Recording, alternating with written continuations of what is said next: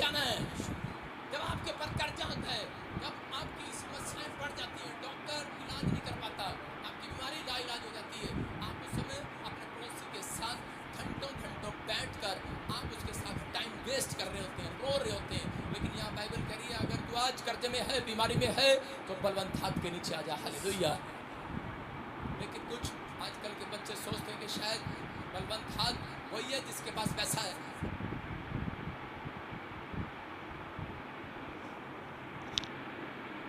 कुछ लोग ऐसे लोगों के पास भागते हैं, उसके पास काम करते हैं, उस कंपनी में काम करते हैं, उस फैक्ट्री में काम करते हैं, उस शहर में भाग जाते हैं, उस विदेश में भागना पसंद करते हैं। लेकिन परमेश्वर का आत्मा कह रहा है कि पीछा वहाँ भी आपकी बैड सिचुएशन आपका पीछा वहाँ भी नहीं छोड़ेगी। नाओमी ने फैसला लिया, जब अकाल पड़ गया, उसकी सिचुएशन जब खराब हुई, करे नाओमी पर करे कि जब अकाल के दिन आए तो उसी समय वो मोआब देश में भाग जाती है, वो दूसरे देश में भाग जाती है, इजराइल को छोड़कर, रोटियों के घर, दया के घर को छोड़कर, वो परमेश्वर के घर को छोड़कर करे वो मोआब देश में चली गई। और उसी समय जैसे ही वो वहाँ पर गई, और उसके बाद थोड़े दिन के बाद उसका पति मर गया, और उसके बाद ऐसी प्रॉब्लम आई कि उसके दोनों बेटे मर गए, और फिर उसके बाद उसको बाद में अकल आई, कहीं मैं परमेश्वर के दया के घर को छोड़कर चली आई। आज बहुत सारे लोग बलवंत हाथ का मतलब समझ रहे हैं कोई विदेश है, लेकिन आज याद रखना, बलवंत हाथ परमेश्वर का आज रात आपके सिर पर आने वाला यीशु मसीह का नाम।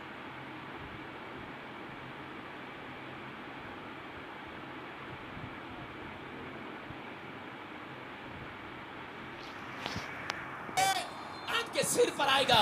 करा उन लोगों के लिखा जो परम प्रधान के छाया स्थान में बैठा रहेगा, करा वो परमेश्वर के छाया में ठिकाना पाएगा। बोलो हालेलुया। हमारे गांव के पास एक पेड़ है, जब हमें गर्मी लगती थी हम जाकर वहाँ पर उस पेड़ के नीचे बैठ जाया करते थे, ठंड लेते थे, हवा लेते थे। इसका मतलब जब आपको गर्मी लगती है तो आप एक पेड़ के नीचे बैठते हैं। याद रखना, अगर आप दुखी और समस्या में है, परमेश्वर का पेड़ करा वो बलवंत हाथ करा जो परम प्रधान के छाए हुए स्थान में बैठा रहेगा। ये चर्च वो स्थान है जहाँ पर बैठे हो आप, आपको परमेश्वर आज रात राहत देने वाला यीशु मसीह के नाम में, उन बीमारियों से छुटकारा देने वाला आज रात करे कि आपके घर से कलेश से खत्म करने वाला, आपको चैन देने वाला, आज वो शांति देने वाला परमेश्वर, वो परम प्रधान परमेश्वर। करे भजन संहिता 91:1 में लिखा करे कि वो परमेश्वर जो परम प्रधान करे कि जो उसके स्थाये हुए स्थान में, उसके बनाए हुए स्थान में, जो उसकी बनाई हुई पुस्तक में, जो उसके बनाए हुए कलाम के अंदर रहेगा, करे वो परमेश्वर के करे कि स्वर्ग में ठिकाना पाएगा आज यीशु मसीह के नाम में। वो शांति के दिन देखेगा यीशु मसीह के नाम में। लेकिन आज तेरा बहुत सारे लोग बलवंत हाथ यूट्यूब को खोल के पढ़ते हैं, बीमारियां के लिए क्या खाएं और क्या ना खाएं, कहाँ जाएं कमाने के लिए, कौन सा शहर अच्छा है, लेकिन बलवंत हाथ के नीचे रहना पड़ता है। यहाँ पर नाओमी को जब पता लगा कि मेरा पति भी मर गया और इस देश में भी प्रॉब्लम आ गया, और उसको फिर से पता लगता है कि परमेश्वर ने इजराइल देश पर फिर से दया कर दी है, और इसमें वो फिर से वहाँ पर लौट जाती है। लेकिन याद रखना, मैं कह रहा हूँ आज हो सकता है आपके देश में, आपके जगह पर कह रहा कि प्रॉब्लम आ गई हो आपके बिजनेस में, लेकिन आपको भागना नहीं है, क्योंकि जो बलवंत हाथ के नीचे आते हैं कह रहा कि धर्मी जन पर आशीर्वाद उतरने वाले हैं आज रात यीशु मसीह के नाम में। ये परमेश्वर का अनुग्रह है। कह रहा यहाँ पर बाइबल बताती याकूब नाम का एक व्यक्ति था, और उसके ऊपर कह रहे ऐसी प्रॉब्लम आई, सिचुएशन ऐसी खराब हुई कि उसके अपने भी उसके साथ छोड़ गए। उसका भाई कह रहे कि पैसे के चक्कर में, आशीर्वाद के चक्कर में उसे मारना चाहता था, और वो अपने भाई से डरता था। उसकी माँ ने कहा कि तू अपने मामा लोबान के यहाँ पर चला जा। वो अपने मामा लोबान के यहाँ पर उसने 7 साल काम किया, लेकिन उसके मामा ने उसकी मेहनत की मजदूरी नहीं दिया।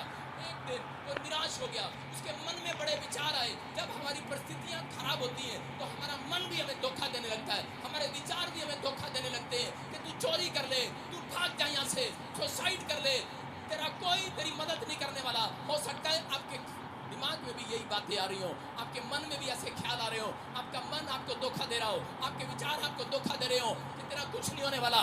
लेकिन यहाँ पर याकूब ने अपने विचारों के साथ नहीं गया। हो सकता था कि वो अपने मामा की भेड़ बकरियां चोरी कर कर वो वापिस भाग सकता था, अपनी मेहनत की मजदूरी को कब्जे में ले सकता था, अपने मामा को धोखा दे सकता था, लेकिन वो चोरी करने की बजाय, वो अपने मन अपने विचारों की सुनने की बजाय उसने परमेश्वर की सुना, और वो परमेश्वर के नजदीक गया। और उसी समय एक रात परमेश्वर उससे बात करता है, बोलता है कि याकूब तेरे मामा लोबान ने जो तेरे साथ किया है मैंने देखा है। कह रहा कि तेरे मामा ने तेरे साथ कसाई का व्यवहार किया, मैंने देखा है। कह रहा तेरी मेहनत की मजदूरी उठा लिया, बोलता मैंने देखा है, कह रहा कि लेकिन मैंने तेरे अंदर एक बात देखी है, तूने अपने मन को, अपने विचारों को धोखे में नहीं दी रखा। कह रहा कि तूने अपनी खराब सिचुएशन में, कह रहा कि मेरे हाथ के नीचे से भागना पसंद नहीं किया, कह रहा कि तूने मेरे हाथ के नीचे रहना पसंद किया।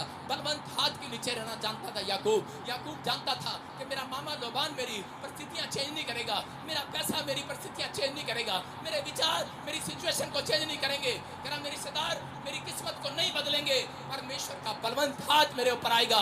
और लिखा यहाँ पर, कह रहा है कि याकूब परमेश्वर के हाथ के नीचे रहा। और बाइबल बताती है जो परमेश्वर के हाथ के नीचे रहते हैं, कह रहा उनका राइट टाइम आज रात आने वाला है यीशु मसीह के नाम में। लिखा परमेश्वर के बलवंत के हाथ के नीचे आ जाओ, उचित समय पर, ठीक समय पर परमेश्वर तुम्हें बढ़ाएगा, तुम्हारी ग्रोथ करेगा, तुम्हें ब्लेस करेगा, हर बिजनेस में, हर मुकाम पर आपको जय देगा। याकूब इस बात को जानता था कि परमेश्वर के बलवंत हाथ के नीचे रहना, प्रार्थना करने वाले योद्धा परमेश्वर के हाथ के नीचे रहते हैं। याद रखना, जो हर संडे नहीं, मैं कह रहा हूँ हर एवरी मंडे टू संडे, कह रहा जो लोग परमेश्वर के सामने बाइबल पढ़ने, प्रार्थना करने जाते हैं, डोंट टाइम